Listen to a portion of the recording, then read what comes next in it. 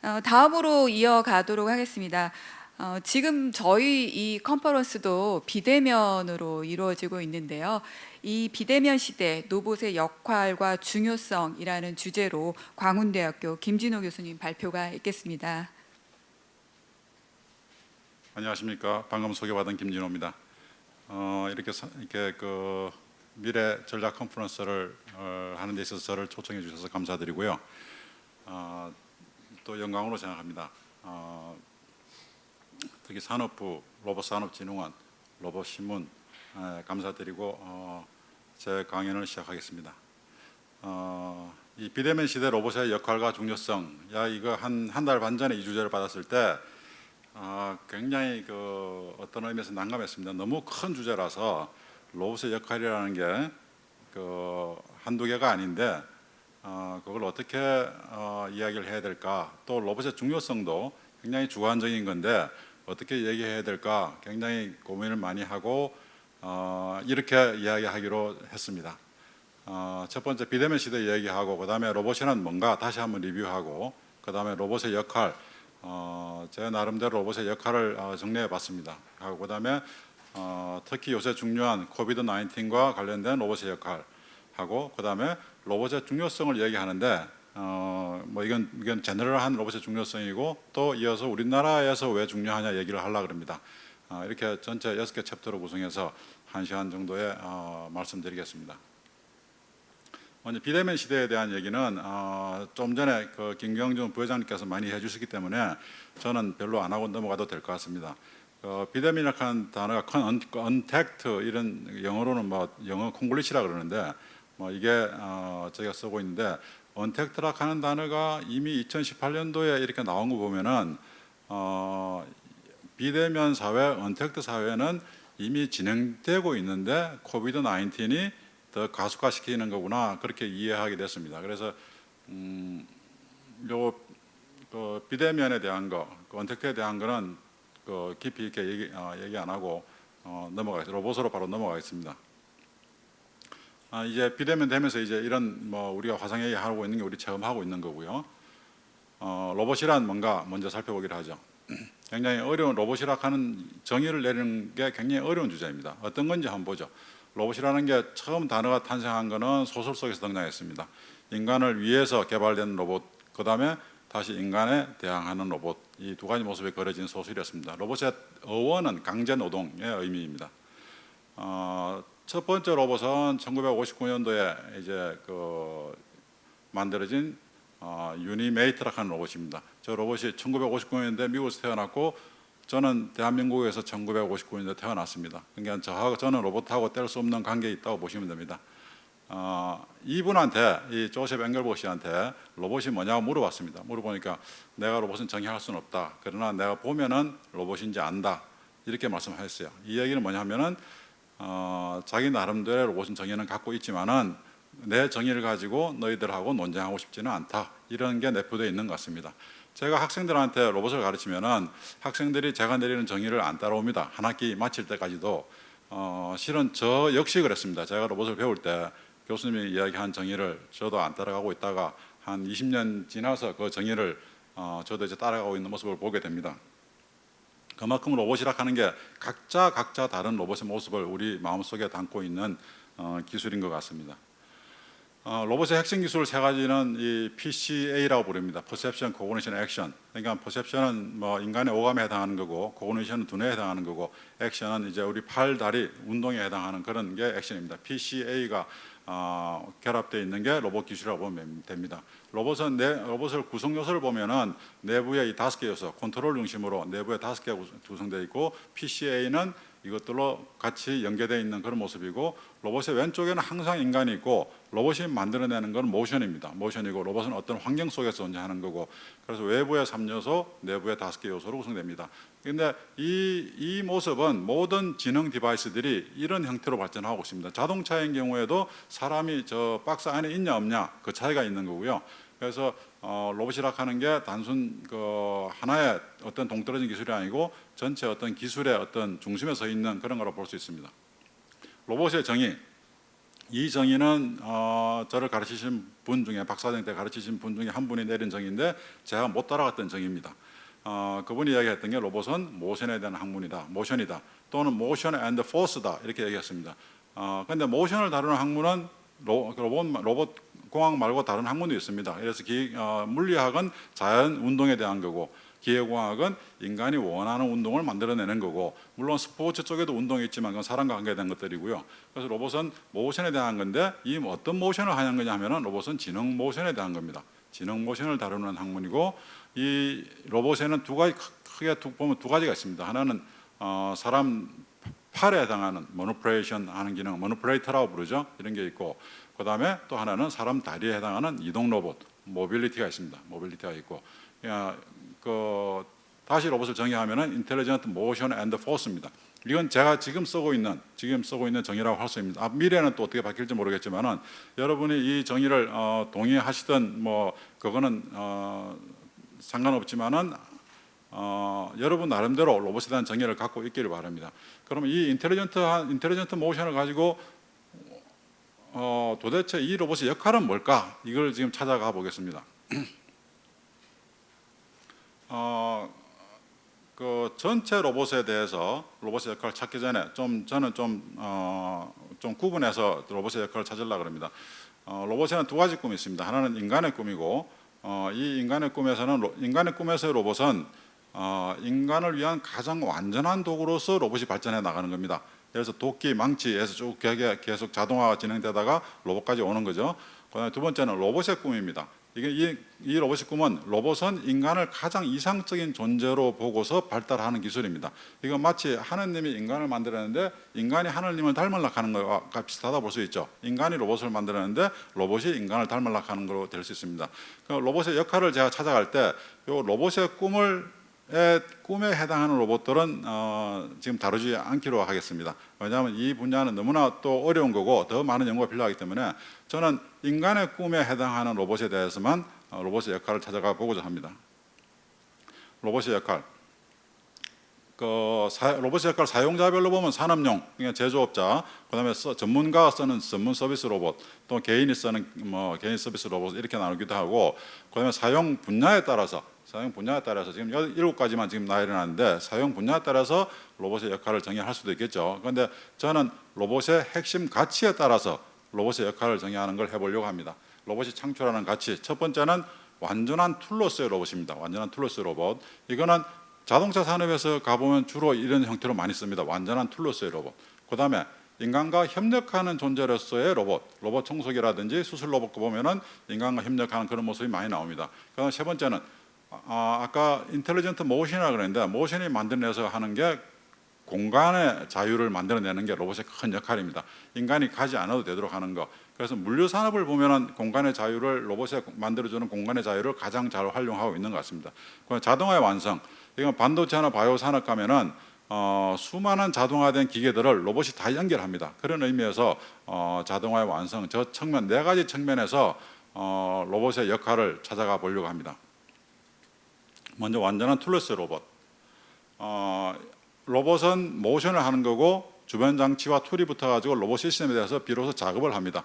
그러니까 저기 보이는 것처럼 이거는 용접용, 아크 용접용 로봇을 보여주는 건데, 이 로봇이 저 용접 토치라 하는 툴과 함께 완전한 모션을 가지고 있는 툴로 인간에 봉사하는 그런 다고 볼 수 있겠죠. 그러니까 완전한 툴로서의 로봇이 되는 거고, 이게 뭐 자동차 쪽에 용접, 뭐 페인팅, 그다음에 그라인딩, 그다음 과일 따는 거, 또 반도체 쪽에서는 또 저런 로봇들이 있을 수 있고 웨이퍼 핸들링하는 로봇들이 있을 수 있고, 실은 반도체나 이런 데서는 로봇이라 안 그러고 툴로 불러왔습니다. 지금까지 툴, 그러니까 오토메이션 툴 이렇게 불러왔지 로봇이라 하는 단어를 안 썼습니다. 그래서 완전한 툴로서의 보는 로봇이 있을 거고요. 두 번째, 인간과 협력하는 거. 여기서 인간과 협력하는 거는 저는 인간과 협력하는 거의 가장 궁극적인 모습은 이런 모습이겠죠. 인간을 돕는 로봇과 인간을 위태롭게 하는 로봇, 그 두 가지 요소가 있을 거고, 그런데 뭐 이 얘기는 먼 미래 얘기고, 지금 이 현재 우리가 인간과 로봇이 협력하는 모습은 어떤 모습이냐 하면은 이 로봇 청소기에서 보듯이 로봇 청소기가 있고, 그다음에 이렇게 사람이 쓰는 가정용 청소기가 있는데, 로봇과 인간이 협력한다고 하는데 저걸 더 자세하게 들여다보면은 로봇의 한계를 인간이 도와주는 모습입니다. 그러니까 인간의 한계를 로봇이 도와주는 게 아니고 로봇의 한계를 인간이 도와주는 협력이 됩니다. 그러니까 저 로봇 청소기가 할 수 있는 청소는 아주 간단한 청소만 할 수 있어요. 그러니까 저기에는 20, 30와트 진공 펌프밖에 안 들어있어요. 인간이 직접 다루는 청소기는 뭐 200와트, 300와트 진공 펌프가 들어가기 때문에 청소의 양이나 질이 완전히 다릅니다. 그래서 로봇 청소기는 가벼운 먼지를 매일 해주는 그런 거고, 그 청소기가 해줄 수 없는 것들은 저 큰 청소기 가지고 인간이 직접 해야 되는 거고요. 주말에 한 번씩 하겠죠. 그 다음에 또 더스트백을 갈아주는 거, 그 다음에 로봇 청소기가 돌아다니기 전에 바닥 정리 정돈을 해주는 게 또 인간이 다 해줘야 됩니다. 그러니까 로봇은 할 수 있는 만큼 하고 인간이 도와주는 그런 모습을 보여준다고 할 수 있겠죠. 로봇이라 하는 게 참 묘합니다. 다시 이야기해, 로봇이라 하는 게 참 묘한 게 아니고 인간의 심리가 참 묘합니다. 로봇을 받아들이는 인간의 심리가 예를 들어서 저 가정용 청소기를 생일 선물로 사줄게 그러면 별로 기뻐하는 주부는 없습니다. 그런데 로봇 청소기를 생일 선물로 사줄게 그러면 기뻐합니다. 왜 그럴까요? 왜 그럴까요? 한번 생각해 보십시오. 로봇에 대해서 인간이 느끼는 감정이 굉장히 오묘하다는 거죠. 그 다음에 두 번째는 수술 로봇인데, 다빈치 수술 로봇인데, 로봇은 의사가 조종합니다. 의사가 조종하고, 그러니까 로봇이 할 수 있는 것을 의사가 다 감독하는 거죠. 그래서 환자를 만나게 되고, 그 다음에 의사 로봇이 할 수 없는 것을 다시 간호사가 도와주는 그런 역할을 하는 겁니다. 그러니까 인간의 한계를 로봇이 도와주는 게 아니고 로봇의 한계를 인간이 도와주는 그런 협력을 하는 겁니다.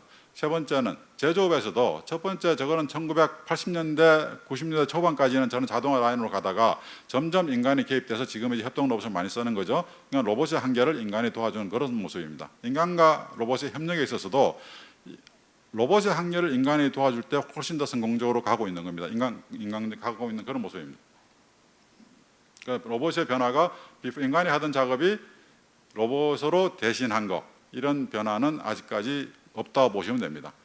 다 이런 변화, 인간이 로봇을 조종해서 작업을 하거나 인간과 로봇이 같이 협동해서 작업을 하거나 이런 식으로 로봇은 인간의 도움을 필요로 합니다.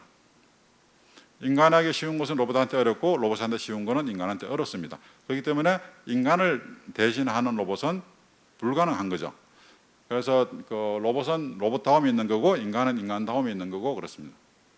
요리한 로봇, 이 로봇 처음 등장했을 때 남자들이 엄청 놀랐습니다. 이거 남자들이 미래에는 이 로봇을 사줄 수 있는 남자와 사줄 수 없는 남자로 구분될 거다, 이런 예측을 젊은이들이 하더라고요.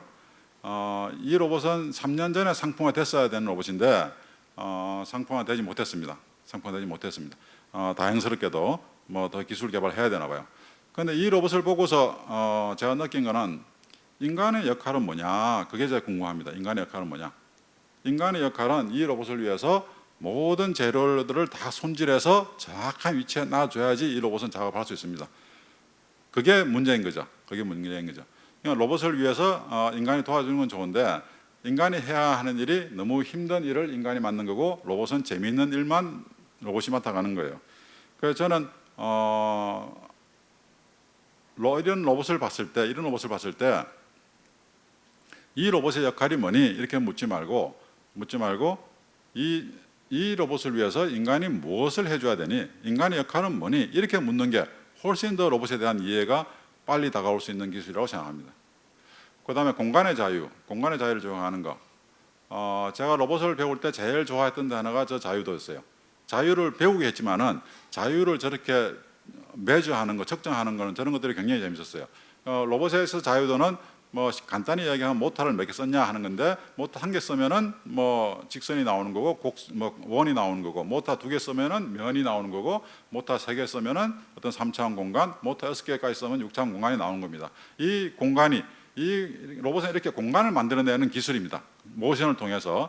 그러니까 로봇 타입에 따라서 저렇게 만들어내는 공간을 워크스페이스라고 합니다. 로봇에 있어서 로봇이 갖고 있는 워크스페이스를 동작 영역이라 하고, 그 다음에 우리가 저 로봇이 해야 되는 작업은 분명히 그보다 작은 것만 할 수 있겠죠. 그 작업 영역이랍니다. 그건 작업 영역이고, 그래서 로봇은 저런 워크스페이스를 만들어내서 뭔가 작업을 하는 그런 공간을 만들어내는 그런 기술이고, 이동 로봇이 만드는 거죠. 키바 물류 로봇이 만드는 거, 아마존 지금 로봇이죠.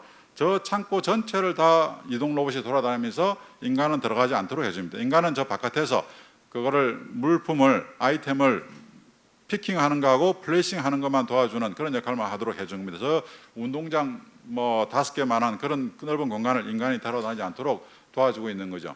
그러니까 이동 로봇을 보면 확실히 로봇이 공간을 만들고 있다 하는 걸 알 수 있죠. 드론 보면은 저 높은 데 올라가서 사진을 찍는 거, 가장 대표적인 공간의 자유를 제공하는 기술이죠. 드론도. 이 로봇이 제공하는 공간의 자유를 세 가지로 다시 나눌 수 있을 것 같아요. 먼저 대상 작업에 따라 분류한 거는 굉장히 그 인간이 하기 어려운 작업들, 뭐 고하중, 뭐 자동차 쪽에 가면은 스팟 웰딩, 그다음에 초고속, 높은 반복 정밀도, 또 매우 높은 반복도, 반복해서 작업하는 거, 그다음에 긴 시간 동안 작업하는 거, 연속해서 2시간 이상 작업하는 거, 이런 것들은 인간이 어렵습니다. 그래서 보통 우리가 3D라고 하는 작업들, 이런 작업들은 인간이 하기 어려운 작업 공간이라고 할 수 있습니다. 두 번째는 인간과 협력한다 그랬는데, 아까 먼저 공간의 자유 입장에서 인간과 역할 분담에 따라서 또 공간을 여러 가지로 나눌 수 있습니다. 처음에 분류 공간은 인간과 로봇이 각각 다른 공간에서 서로 어떤 경계선을 두고 만나는 거. 협조 공간은 인간과 로봇이 같이 협력하는데 같은 공간은 쓰지만은 다른 시간대에 그 공간을 점유하는 그런 게 협조 공간이라고 그러고요.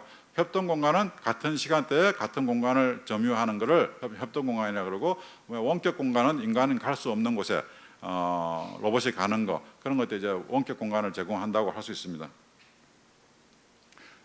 또 작업 환경에 따라서 저렇게 수많은 어려운 작업 환경들에서도 로봇은 들어가서 굉장히 솜씨 좋게 일합니다. 지금 반도체 디스플레이 공장 보여주고 있지만은 저거는 인간이 접근할 수 있는 데까지만 지금 보여주는 거고, 저 안에는 인간이 접근할 수 없는 공간입니다. 바이오 세이프티 레벨 4 하는 거 여러분 이번에 코비드 19 때문에 들어보셨을 거예요. 저기는 바이러스가 존재하는 공간입니다. 그래서 인간은 저 안에서 우주복처럼 있고, 공기는 외부 공기를 그 튜브를 통해서 호흡해야 되는 그런 조건입니다. 저기도 로봇이 들어간다면 쉽게 로봇은 작업할 수 있습니다. 미국에서 고기를 만드는 공장, 뭐 닭고기든 뭐 소고기, 돼지고기든 고기를 만드는 공장에는 거기에 들어가는 로봇은 또 다른 규정을 요구합니다. 그래서 거기 보면 IP66 이렇게 써 있는데, 저 얘기는 로봇을 IP 규정에 하는 건 로봇을 물로, 강한 워터젯 물로 로봇을 씻을 수 있어야 된다 하는 규정입니다. 그러니까 로봇의 사양에도 이런 걸 들어가 있는 로봇들이 있습니다. 그런 로봇들은 뭐 저기 정육하는 공장에 쓸 수 있는 로봇들이죠. 그다음에 또 이거는 IP 레벨은 로봇의 바깥에서 로봇 안쪽으로 들어오는 걸 막을 수 있어야 된다 하는 거고, 그다음에 클린 클래스 하는 거는 로봇 내부에 있는 먼지가 바깥으로 나가지 말아야 된다 하는 겁니다. 왜냐하면 클린룸에 쓰는 로봇들은 반도체에서는 저런 규정을 요구하고 있습니다. 이거는 분당 서울대병원에 적용된 항암제 조제 로봇입니다. 신문에 나오고 그랬죠. 저 환경은 무균 환경이고 또 음압 환경이고 그다음에 정밀 공간이고 그렇습니다. 이처럼 로봇은 저런 공간들을 우리한테 제공한다고 할 수 있습니다. 산업별 필요한 공간들은 뭐 자동차, 반도체, 바이오 뭐 저런 공간들이 쭉 작업별 인간과 어떻게 협력하냐에 따라서 그다음에 환경에 따라서 저런 공간들을 나눌 수 있습니다. 저런 공간이 많을수록 로봇에 대한 요구는 더 커진다고 볼 수 있습니다. 그다음에 네 번째, 자동화의 완성. 로봇은 모든 자동화 요소를 하나로 연결할 수 있습니다. 예를 들어서 여러 대의 공작기계를 하나의 로봇이 로딩, 언로딩을 하는 그런 모습을 보여주고 있는 거고, 또 오른쪽에 있는 거는 반도체 자동화 장비들을 하나의 로봇이 연결하는 걸 보여주는 거고, 또 왼쪽 밑에 있는 거는 많은 바이오 장비들을, 자동화 장비들을 로봇이 연결하는 겁니다. 저기서 바이오 장비들을 각각이 또 일종의 로봇이라고 할 수 있습니다. 저 안에는 수많은 모터를 사용하는 모션들이 들어가 있습니다. 오른쪽에 줌 피자에서 피자를 자동화된 오븐에 로딩, 언로딩 하는 그런 걸 역할을 하는 거고요. 이처럼 로봇은 자동화를 완성해 주는 역할을 합니다. 이걸 좀 더 큰 모습으로 보게 되면은 어떤 공간의 자동화는 로봇이 추가되면은 스마트 공간으로 바뀐다고 저는 이야기합니다. 그런데 이 스마트 공간이라고 하는 이 스마트하는 단어는 지금 우리가 지금 사회에서 쓰고 있는 스마트보다 더 큰 개념입니다.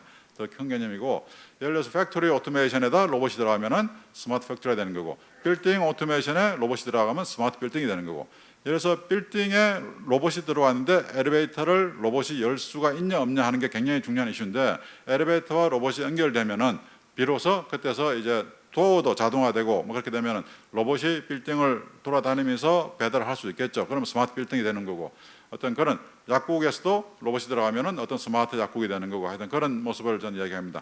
우리가 4차 산업혁명을 이야기할 때 사이버 피지컬 시스템이라고 이야기합니다. 사이버 피지컬 시스템. 피지컬 시스템에는 그 우리 현실 세계를 이야기하는 거고, 사이버 세계는 뭐 컴퓨터 속에 있는 가상 세계를 이야기하는 건데,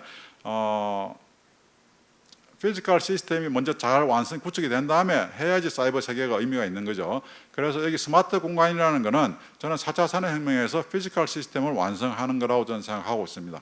그래서 이거는 좀 큰 스케일의 공장 전체, 빌딩 전체, 아니면 농장 전체, 병원 전체 이런 큰 스케일이기 때문에 저는 이 분야를 라지 스케일 로보틱스라고 부릅니다. 인간이 제공하는 핵심 가치 이 네 가지를 정리했습니다. 로봇의 역할이 이 핵심 가치와 연계되어 있는 거죠. 물론 이게 다는 아닙니다. 이게 다는 아니고 로봇을 미디어로 보는 사람도 있고 또 인비저블 로봇이라고 보는 사람도 있고, 이거는 건물 속에 각각 그 CCD 카메라 이런 것처럼 그런 거 다 포함해서 그런 걸 로봇이라고 하는 사람도 있고, 로봇의 역할은 굉장히 뭐 정의하기 어려운, 인간의 직업수만큼 다른 로봇이 있을 거기 때문에 정의하기 굉장히 어렵겠죠. 그런데 뭐 제가 여러 가지 경험을 바탕으로 이 네 가지를 정리를 해봤습니다. 아마도 지금 나와 있는 로봇들 대부분은 이 인간의 꿈에 해당하는 로봇 대부분은 이 네 가지에 속할 거라고 생각합니다. 지금까지 성공한 로봇들을 보면은 이 네 가지 가치를 잘 활용한 로봇입니다. 예를 들어서 키바 로봇을 보죠. 키바 로봇을 보면은 공간의 자유를 잘 만들어냈고요, 로봇이. 그 다음에 인간과 협력이 아주 최고로 잘 된 로봇이라고 할 수 있습니다. 로봇이 잘하는 것과 인간이 잘하는 것을 최적 조합한 겁니다. 픽하고 플레이스 하는 거는 인간이 하기 쉽지만 로봇은 하기 굉장히 어려운 겁니다. 그건 인간한테 부탁하고 로봇은 저 넓은 운동장을 돌아다니는 역할을 하는 게 로봇이 하도록 했습니다. 이런 거 보면 재미있죠. 그 키바 로봇은 여기 보이는 패치 로봇보다 훨씬 간단한 로봇입니다. 기술적으로 보면. 그런데 키바 로봇이 훨씬 더 많이 성공했어요. 왜 그럴까요? 로봇의 가치를 키바 로봇이 잘 활용했다 볼 수 있습니다. 패치 로봇은 모바일 모니프레이터고 저건 사람이 하는 것을 대신하려고 하는 그 노력을 하고 있는 거죠, 지금. 아디다스 스마트 팩토리, 4차 산업혁명의 가장 대표적인 거였죠. 이거는 인간과의 협력을 잘 활용했고 자동화의 완성도 굉장히 잘한 그런 공장이었습니다. 스마트 팩토리였었습니다. 스마트 팩토리였고, 그래서 이거는 굉장히 많은 뭐 아디다스를 홍보하는 역할도 했고, 그런데 최근에 문 닫았습니다. 이게 4월 달에 문 닫았고, 문제는 뭐였냐? 그럼 맞춤 생산과 빠른 생산을 다 만족하는 거에 부족했다 그럽니다. 4차 산업혁명이 맞춤 생산이잖아요, 그죠? 그냥 또 빠르게 생산해야 되는데 인간은 맞춤 생산에 적합하고 자동화는 빠른 생산에 적합합니다. 이 두 개의 조화를 못 만들어낸 거죠.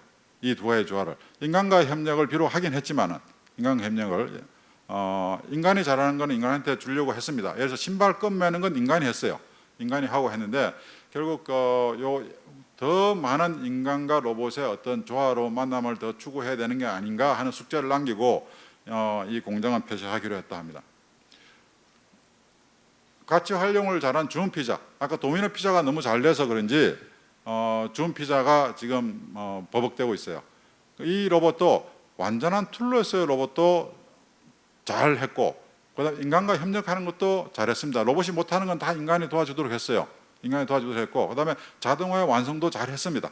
자동화 잘 완성도 잘했는데, 그러면 얘네들은 왜 성공을 못했을까? 근데 마케팅 홍보 차원에서는 로봇을 써서 해서 굉장히 성공을 했죠.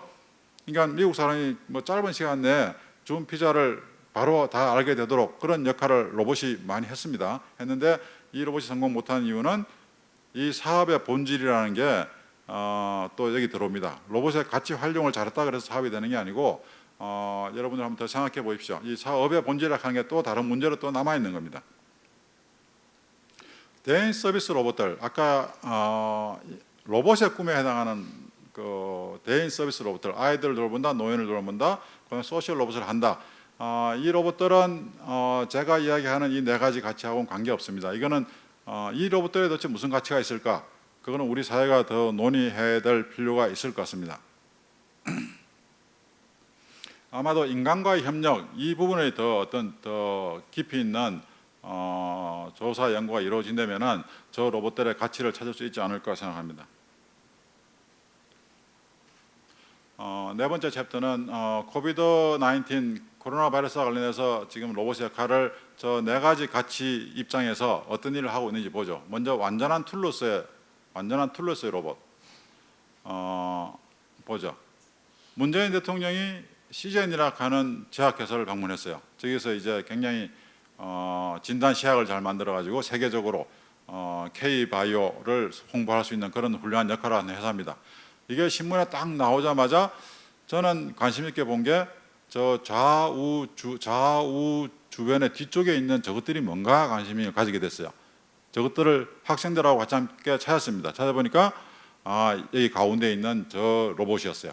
저 가운데 있는 저기에는 3축 또는 4축 직교 로봇이 들어갑니다. 그리고 리퀴드 핸들링 하는 게 들어가 있고, 그래서 저걸 좀 더 깊이 있게 들어가서 저런 걸 하는 회사가 어디 있냐 찾아보니까 네 개 회사가 나오더라고요. 베크만 쿨터, 서머피셔, 아까 그 로봇을 갖고 있는 해밀턴 로보틱스, 그리고 테칸, 이런 로봇들은 다 홈페이지에 들어가니까 코비드-19과 싸우고 있다. 자기네들은 로봇 회사인데 코비드-19과 싸우고 있다. 이런 것들을 홍보를 합니다.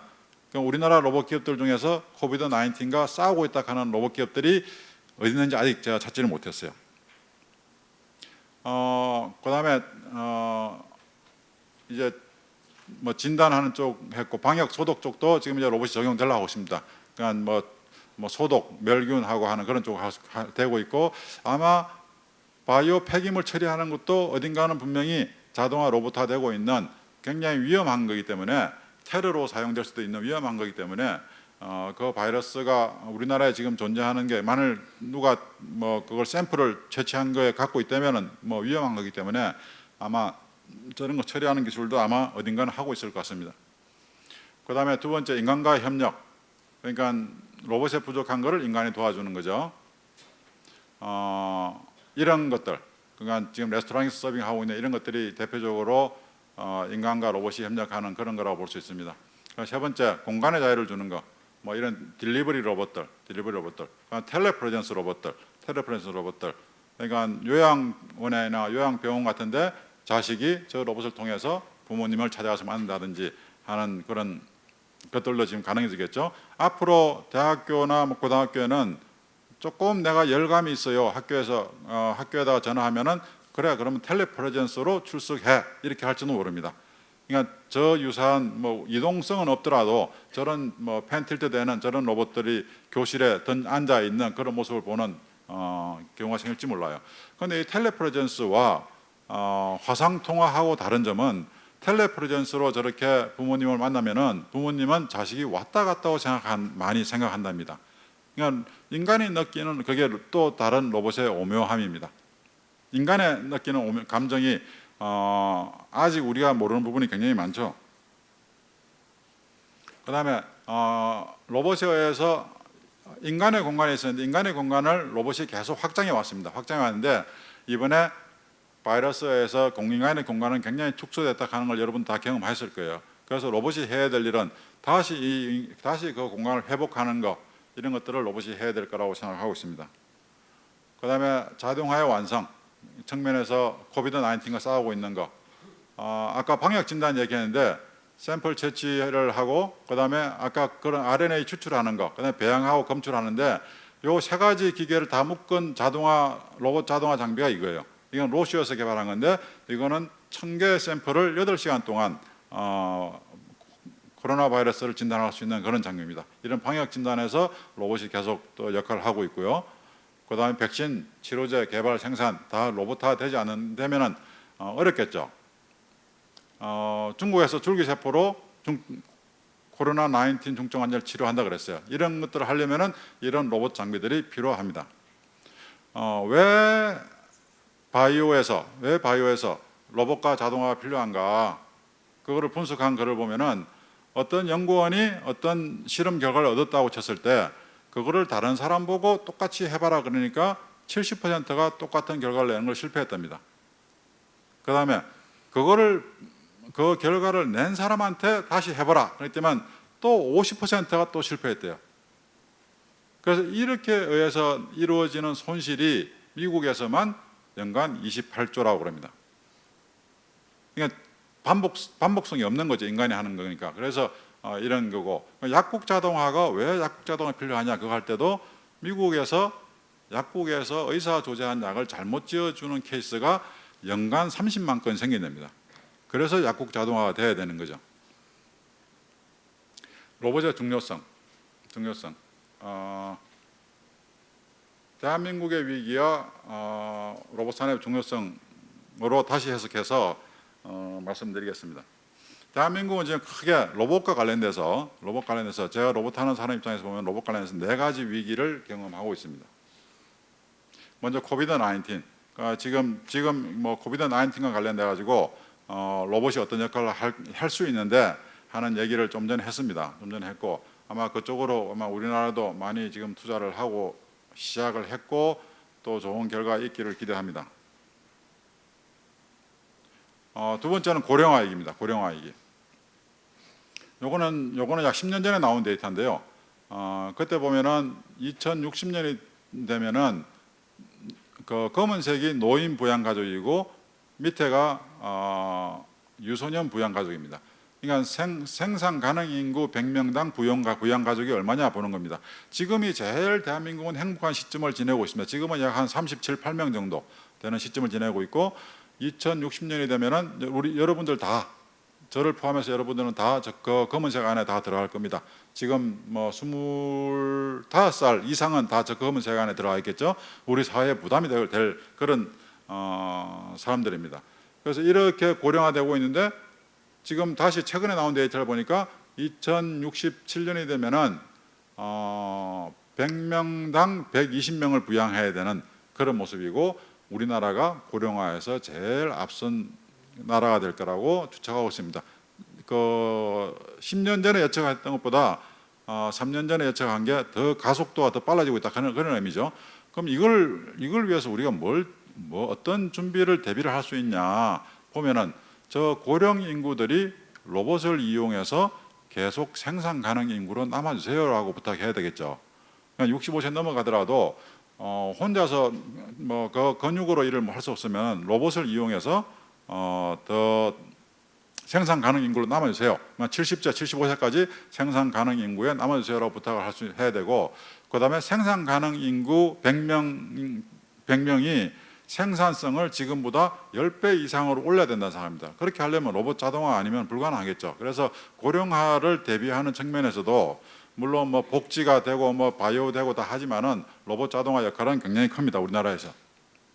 그 세 번째, 경쟁력의 위기. 중국의 아주 굉장히 로봇을 포함해서 뭐 반도체 다 굉장히 중국이 잘하려고 노력하고 있습니다. 시진핑의 2025 전략이라고 얘기하는데 독일에서 분석한 자료에 하면은 대한민국이 제일 위협받는다고 나와 있어요. 그러니까 저게 완성되면은 대한민국의 산업은 경쟁력을 다 잃어버리지 않을까 이런 예측을 하는 겁니다. 그래서 우리는 이런 경쟁력을 우리가 갖추기 위한 노력도 로봇이 해야 되는 중요한 겁니다. 제가 2년 전에 우리나라 로봇 산업의 경쟁력을 분석한 적이 있어요. 있는데 그때 이미 뭐 많은 부분에서 중국이 우리를 앞지르고 있는 모습들이 나옵니다. 그러니까 제조업 쪽은 조금 뭐 괜찮지만은 뭐 서비스 로봇 쪽으로 간다든지 로봇 쪽으로 가면은 아직 부품이라든지 뭐 로봇 서비스 쪽은 중국이 아직 우리나라를 못 따라왔지만은 로봇 쪽에 가면은 중국이 우리보다 앞서고 있다 하는 그런 데이터가 벌써 나오기 시작했습니다. 그래서 우리가 이 경쟁력의 위기를 우리가 로봇을 통해서 극복해야 되는 건데 아직 못 하고 있는 거고요. 그다음에 우리가 지금 로봇과 관련돼서 직면하고 있는 또 다른 위기는 4차 산업혁명입니다. 우리나라가 4차 산업혁명을 제대로 이해하고 준비하고 있는 것 같지는 않습니다. 4차 산업혁명이 되면 저 그림에서 보듯이 로봇을 더 많이 쓰게 됩니다. 많이 쓰게 되고 로봇의 역할이 더 커진다는 거죠. 4차 산업혁명은 저것들이 다 연결돼야 되고 그 목적은 매스 커스터마이제이션입니다. 그러니까 개인 맞춤의 일하고 할 수 있습니다. 개인 맞춤이고 그래서 4차 산업혁명이 잘 되려면은 로봇을 잘 활용하는 국가가 돼야 되는 게 맞습니다. 로봇이 들어간다 하는 거는 연결이 전제돼야 되기 때문에, 그래서 연결된 4차 피지컬 시스템, 피지컬 월드가 구축돼야지 4차 산업혁명을 갈 수 있기 때문에 로봇의 역할은 굉장히 중요한데, 아직 저쪽으로 우리가 지금 많은 성과를 갖추지 못하고 있습니다. 예를 들어서 대학교에서도 4차 산업혁명을 가르치려고 합니다. 4차 산업혁명을 가르치려고 하는데 4차 산업혁명을 기술로 보기 때문에 가르치려고 합니다. 그런데 저는 4차 산업혁명이 기술이라고 생각하지 않습니다. 저는 기술이 중요하지 기술로만 4차 산업혁명이 되는 게 아니고 지금 대학에서 지금 현재 교육을 맞춤 교육을 하면은 4차 산업혁명을 실천한 거라고 저는 생각합니다. 개인별 맞춤 교육을 하게 되면은. 그래서 아직 우리나라가 좀 그런 준비를 지금 못하고 있다 하는 게 아쉬움이고요. 그 다음에 4차 산업혁명은 또 로봇을 돕는 그런 서로 상호 보완적인 역할을 하고 있습니다. 1, 2차 산업혁명은 인간의 근육의 한계를 극복하는 게 목적이었고요. 3, 4차 산업혁명은 인간의 뇌의 한계를 극복하는 겁니다. 그러니까 뇌의 한계를 극복한다는 얘기는 더 높은 지능으로 되는 거고, 그러면 로봇도 더 훌륭한 로봇이 될 수 있겠죠. 로봇이 되는 거고, 이것들이 더 고도의 로봇으로 나오게 될 거고, 다시 인간과 협력하는 모습이 될 거고, 그 다음에 어떤 새로운 인간 로봇 사회가 만들어질 겁니다. 그래서 4차 산업혁명과 로봇은 같이 가는 거다. 4차 산업혁명이 우리한테 위기라면은 로봇도 똑같이 그런 위기를 겪을 거고, 우리 사회도 그런 위기가 올 겁니다. 그런데 로봇 잘하게 되고 4차 산업혁명도 잘하게 되면은, 같이 잘하게 되면은 우리나라는 좀 나은 그런 사회가 되지 않을까 생각합니다. 코스트적인 측면에서 20년 전에 로봇과 인간의 인건비를 비교한 자료를 보십시오. 미국 자동차 산업, 미국 전자 산업, 미국 푸드 산업, 그다음에 한국 나와 있고요, 차이나 나와 있는데 저기 쭉 내려오고 있는 선이 로봇의 인건비입니다. 로봇의 인건비. 이때쯤 로봇의 인건비가 한국의 인건비보다 싸졌잖아요, 그죠? 싸졌어요. 중국보다는 여전히 로봇 인건비가 더 비쌉니다. 그런데 최근에 나온 자료에 의하면은 로봇을 두 종류로 나눴어요. 큰 로봇과 작은 로봇 두 종류로 나눴을 때 중국 인건비마저도 로봇 인건비가 싸졌습니다. 그래서 중국에서도 로봇을 쓰는 게 더 경제적인 그런 상황이 되는 거죠. 그런데 여기 보면 이제 한국은 비교 대상이 아니에요. 이제 더 이상 한국은 인건비가 너무 비싸졌는지 그런 상황입니다. 그래서 로봇이 적용할 수만 있으면 로봇이 경제성을 만족하는 것은 이제 굉장히 쉬워졌다 하는 의미고, 더 로봇이 점점 많아질 거다 하는 걸 예측할 수 있죠. 왜 로봇을 해야 되나? 기업에서 또는 예를 들어서 삼성전자가 왜 로봇을 하냐 한번 생각해 봅시다. 현재 생산성 품질을 위해서, 또는 브랜드 효과와 마케팅을 위해서 할 거냐, 아니면 성장 동력을 위해서 하냐, 미래 준비하기 위해서 하냐, 안 할 수 없어서 하냐 했을 때 제가 생각하기에는 아마 저거 다 해당될 겁니다.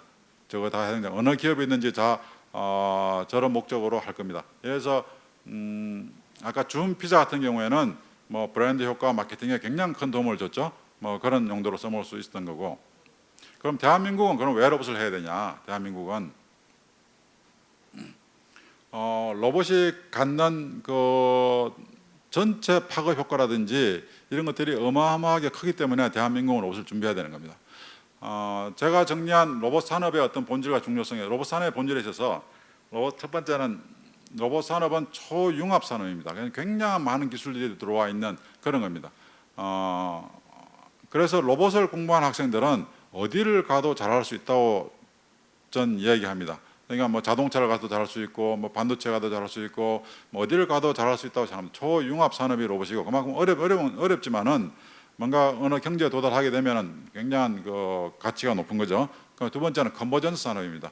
그러니까 모든 기술이 로봇화되고 있다 그런 의미입니다. 그러니까 자동차도 로봇화되고 있고, 어떤 가전 제품도 그렇고 다 로봇화되고 있는, 예를 들어서 헬스케어 제품도 로봇화되고 있고 다 그런 로봇화되고 있다 하는 거고, 그다음 메타 산업이다 하는 거는 아까 완전한 툴로서의 로봇을 얘기했는데, 로봇이 그 의미에서 그러니까 로봇은 도구로서의 로봇, 어떤 공장의 자동화를 도와주는 거, 그런 도구로서의 로봇을 메타 산업이라고 저는 이야기합니다. 그러니까 다른 산업들의 어떤 도움이 되는, 자동차도 로봇이 필요하고 반도체도 필요하고 뭐 어떤 모든 산업들이 다 로봇의 어떤 도움을 받아야 되는 그런 의미에서 메타 산업이다 하는 그런 거고요. 그다음에 마지막은 의뢰 로봇은 아직 의뢰 산업입니다. 왜냐하면 B2B 성격이 강한 상품입니다.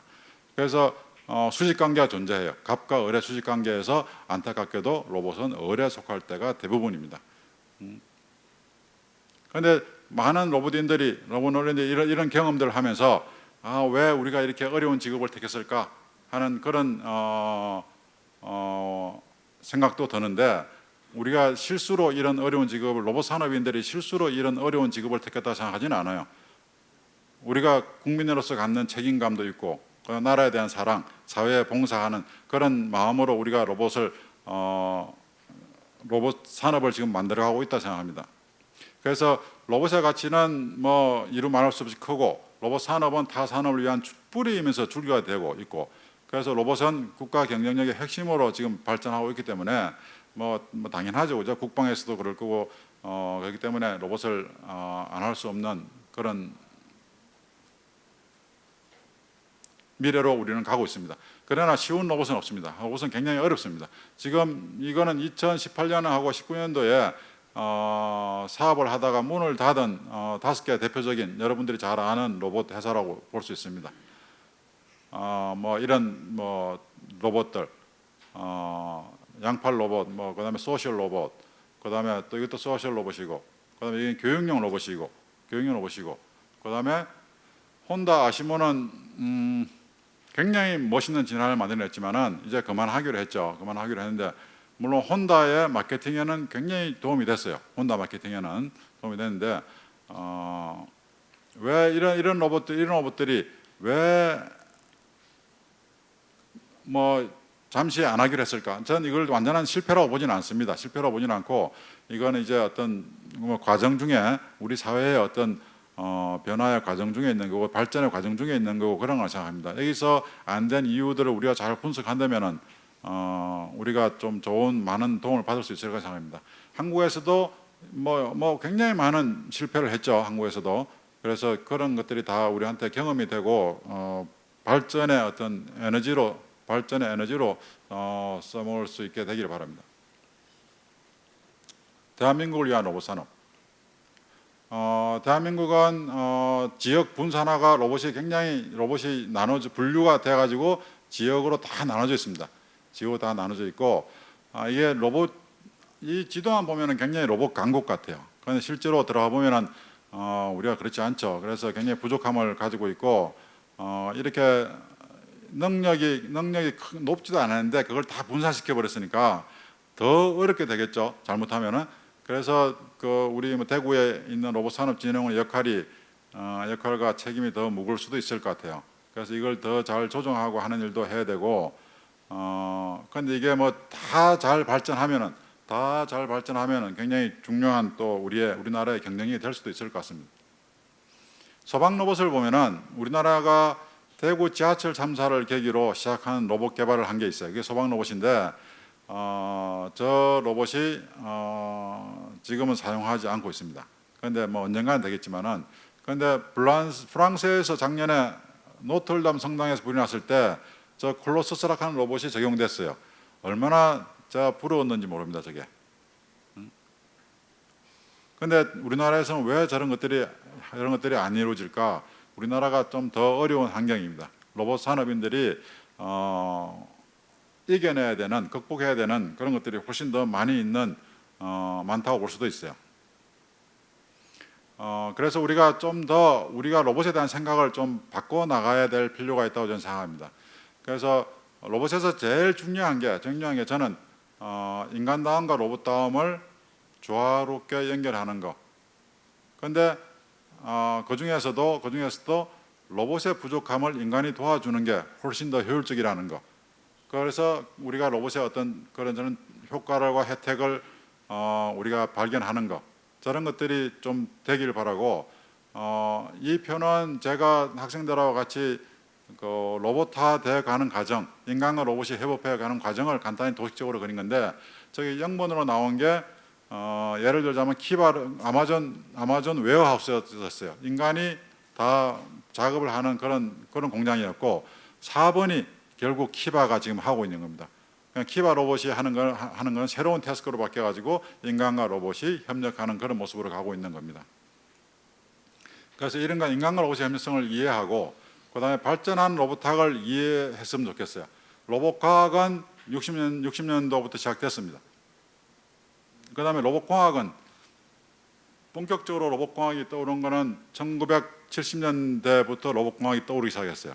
70년대부터. 그러니까 전기 모터를 쓰면서부터 되게 됐고 그 다음에 로봇 인문사회학은 2000년도가 들어오면서부터 로봇 인문사회학이 굉장히 발전하게 됐습니다. 제가 말씀드린 그 4가지 가치 중에서 2가지는 완전한 툴레스의 로봇과 자동화의 완성은 로봇공학 영역에 있는 거고 그 다음에 인간과 로봇의 협력이라든지 공간의 자유를 만들어낸다든지 이런 것들은 로봇 인문 사회학에 해당한다 볼 수 있습니다. 그래서 우리가 이쪽으로 더 많은 노력을 해야지 로봇의 가치를 더 창출할 수 있으려는 거고요.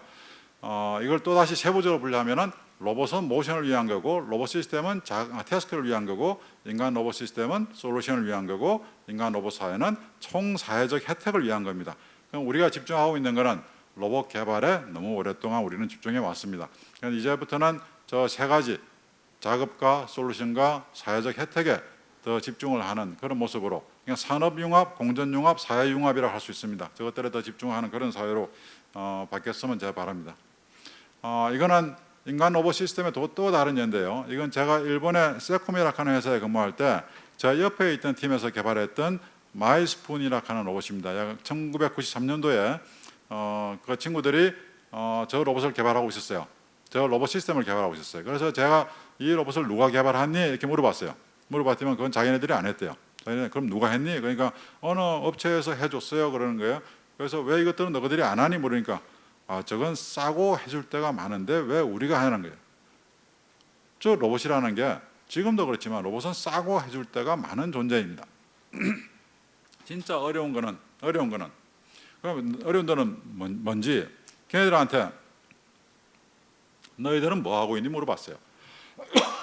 너희들은 뭐 하고 있니 물어보니까 자기네들은 저 양팔을 못 쓰는 장애인이 지금 뭘 먹고 싶은지 어떤 반찬을 먹고 싶은지 그걸 로봇이 어떻게 인식하느냐 하는 거예요. 그런 의도를 인식한다든지 또는 저 로봇의 팔이 어떻게 밥이나 반찬을 잘 잡을 수 있는다든지 그런 것들에 대해서 연구를 하고 있다고 하는 거예요. 그러니까 인간과 로봇의 어떤 공존 융합에 대한 연구를 그 사람들은 하고 있는 거죠. 그래서 저 로봇은 25년 동안 연구해서 5년 전에 일본 정부에서 공적 보험 대상으로 인정해 주게 됐어요. 사회적인 융합까지 다 완성이 되어 있는 그런 로봇이라고 볼 수 있습니다. 우리가 코비드에 승리할 것인가? 1918년도 스페인 팬데믹에서는 의료진의 헌신, 그 다음에 보통 사람들의 어떤 노력, 사랑 이런 게 있어서 팬데믹 1918은 극복됐다 그럽니다. 지금 코비드 19은 더 발달된 바이오 의학 기술이 있고 또 새로운 IT 기술과 로봇 기술이 있기 때문에 우리는 더 지혜롭고 효과적으로 코비드 19는 승리할 거라고 믿습니다. 그런데 우리 로봇인들이 더 노력해서 우리 로봇들이 더 노력해가지고 지금까지 올해 의료진 덕분에 가면서 우리 인사 얼마나 많이 했습니까, 그죠? 의료진 덕분에. 그런데 로봇 산업인 덕분에 우리가 더 나은 사회가 됐다 하는 그걸 보는 게 제 가장 큰 희망입니다. 그리고 마지막으로 제가 홍보 하나를 하겠습니다. 그 로봇 활용 전략 네트워크 하는 게 있습니다. 이게 지난 7월부터 시작했는데 아까 원장님께서 또 로봇산업진흥원 원장님께서도 말씀하셨지만은 이걸 좀 더 개방형으로 좀 더 많은 사람들의 의견을 경청하는 그런 모임으로 만들어 가려고 합니다. 그래서 많은 분들이 참여해 주시기를 부탁드립니다. 감사합니다. 네, 말씀 감사합니다.